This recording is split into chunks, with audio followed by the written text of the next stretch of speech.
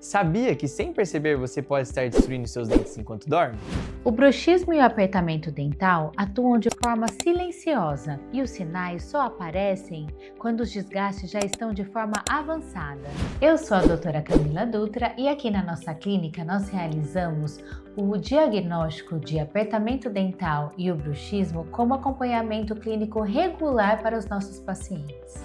O desgaste provocado pelo bruxismo compromete o esmalte, altera a sensibilidade dental, sobrecarrega a articulação temporomandibular e pode levar a perdas estruturais significativas. Tudo isso, muitas vezes, sem que a pessoa perceba no dia a dia. Em 6 meses de acompanhamento, já é possível identificar padrões de desgastes e atuar preventivamente.